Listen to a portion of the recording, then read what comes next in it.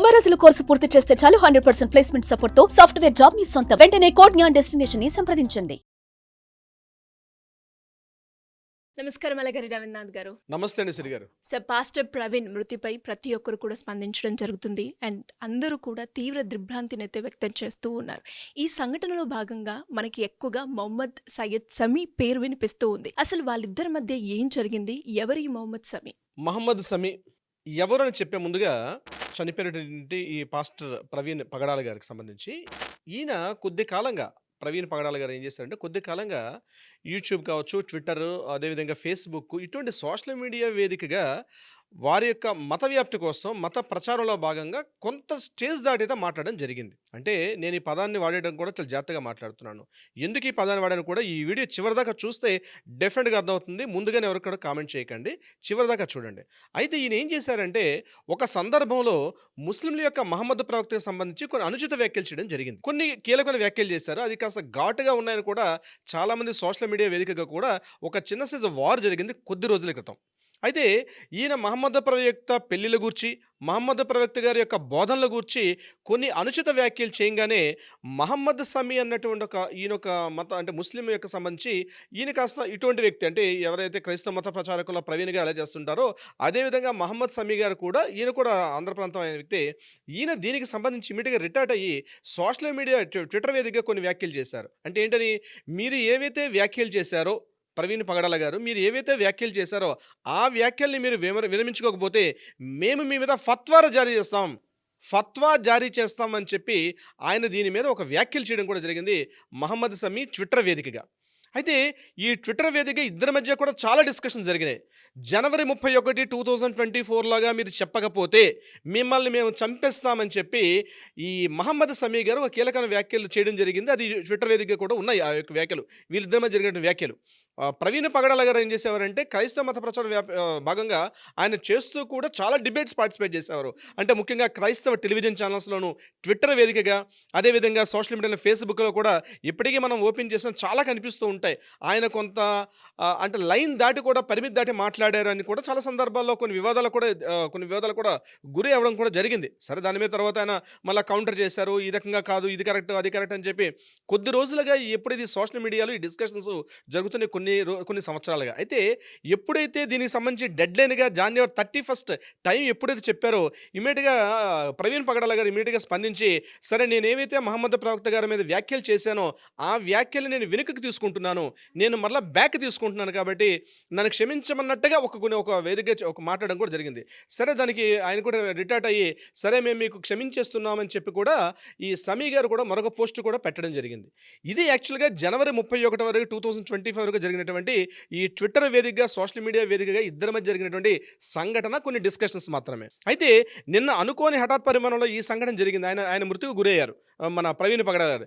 ఎప్పుడైతే గురయ్యారో ఈయన గడిచిన కొన్ని నెలలుగా ఈయన మీద ఎవరెవరైతే మాట్లాడడం జరిగిందో అవన్నీ కూడా వెలుగులోకి రావడం ఒకటి వెలుగులోకి వస్తున్నాయి.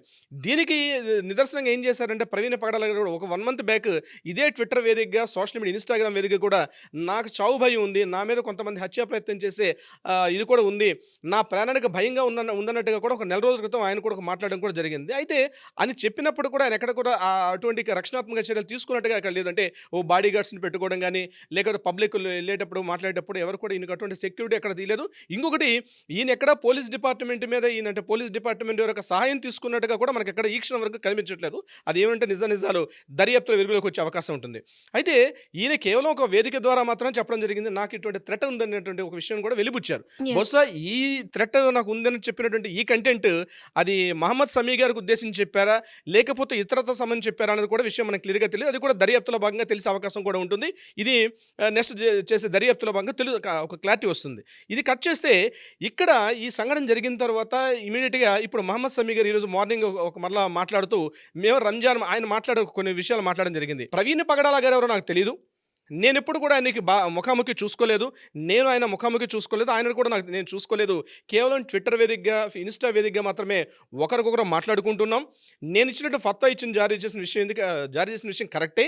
ఎందుకంటే ఆయన మహమ్మద్ ప్రవక్త మీద చేసినటువంటి వ్యాఖ్యలు ఏవైతే ఉన్నాయో అది చాలామంది మా ముస్లిం సోదరులకి చాలా ఇబ్బంది కలిగించే విషయం చాలా చేశారు. అయితే ఆ జనవరి 31లోగా ఆయన క్షమాపణ చెప్పారు. మేము ఇమ్మీడియట్‌గా ముస్లిం సమాజం నుంచి మేము దాన్ని ఆ యొక్క వ్యాఖ్యలను కూడా వెనక్కి తీసేసుకున్నాం అని చెప్తూ మరొక మాట కూడా చెప్పడం జరిగింది. ఈ రంజాన్ మాసం మాకెంతో పవిత్రమైన మాసం. మేము రంజాన్ మాసంలో ఉపవాసం పాటిస్తూ మేము చాలా నిష్టగా ఉంటాం. నేను ట్విట్టర్ వేదికగా ఎవరిని కూడా చెప్పలేదు. జరిగిన సంఘటనకి నేను కూడా చాలా బాధపడుతున్నాను. నాకు ఈ విషయం జరిగిందని తెలియదు, కానీ సోషల్ మీడియాలో ఈ వ్యాఖ్యలు రావడం వల్ల నేను రెస్పాండ్ అవుతున్నాను. నాకు ఈ హత్యకి ఎటువంటి సంబంధం లేదు. నేను ఆయన ఎప్పుడూ చూడలేదు. అసలు అటువంటి కార్యక్రమాల్లో కూడా నేను పార్టిసిపేట్ చేయలేదు. కేవలం నేను ఆ రోజు ఆయన మాట్లాడిన వ్యాఖ్యలకి, అది మహమ్మద్ ప్రవక్త మీద చేసిన వ్యాఖ్యలు నేను రిటార్ట్ అయ్యి మాట్లాడడం జరిగింది తప్పించి నేను ఈ సంఘటన నాకు ఎటువంటి సంబంధం లేదు. దీని మీద ఎవరైతే నిజంగా హత్య జరిగి ఉన్నట్లయితే అందులో దోషుల్ని 100% పట్టుకోవాలి. ఆ దోషుల్ని పట్టుకొని వీలైతే ఉరిదీసే ప్రయత్నం చేయాలి. మా వరకు మేము కూడా సపోర్ట్ చేస్తానని చెప్పి ఆయన కూడా వాళ్ళ మొత్తం ఆ ముస్లిం యొక్క సోదరులందరూ కలిసి మాట్లాడుకుంటూ ఒక వీడియోని కూడా రిలీజ్ చేయడం జరిగింది దీనికి సంబంధించి. అంటే ప్రవీణ్ పగడాల గారి విషయానికి వచ్చినట్లయితే ఈ సంఘటన జరగడం అత్యంత దురదృష్టకరం. సంఘటన జరిగిపోయింది. ఇప్పుడు ఈ జరిగిన విషయం మీద దర్యాప్తు బృందాలు, సిట్ బృందాలు పూర్తిగా ఒక ప్రత్యేక బృందాన్ని ఏర్పాటు చేశారు ఆ రాష్ట్రం మన తూర్పుగోదావరి జిల్లా ఉన్నటువంటి ఎస్పీ గారు అంటే కిషోర్ గారు. అయితే విషయం ఏంటంటే సిరి గారు, మహమ్మద్ సమీ గారికి దీనికి సంబంధం ఉందా లేదా, వ్యాఖ్యలు అవునా కాదా, ఇక్కడ మెయిన్ ఏంటంటే ఆయన ఫోన్ లాస్ట్ మినిట్లో దొరికినట్టు ఏదైతే మొబైల్ ఆయనకి అక్కడ డిస్ప్లే అక్కడ సంఘటన స్థలం దొరికినట్టు మొబైల్ మీద మనకు కొన్ని విషయాలు వెలుగులోకి వస్తున్నాయి. డిపార్ట్మెంట్ వాళ్ళు కూలంకుషంగా డిస్కషన్ చేస్తున్నారు.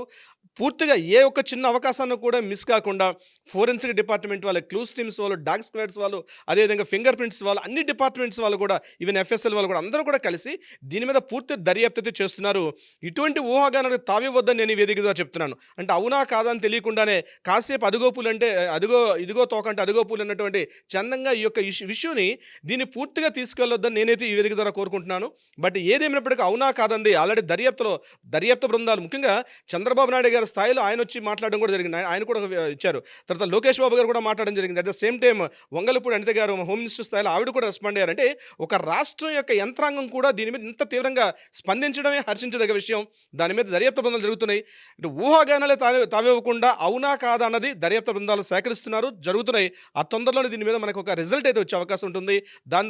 ఇంకో నెక్స్ట్ వేదికలో మనం అది మాట్లాడే ప్రయత్నం చేద్దాం. సిరి గారు, thank you sir. Thank you so much. Thank you so much అండి. సుమన్ టీవీలో మీ పర్సనల్ అండ్ బిజినెస్ ప్రమోషన్స్ కోసం కింది నెంబర్కి కాంటాక్ట్ చేయండి.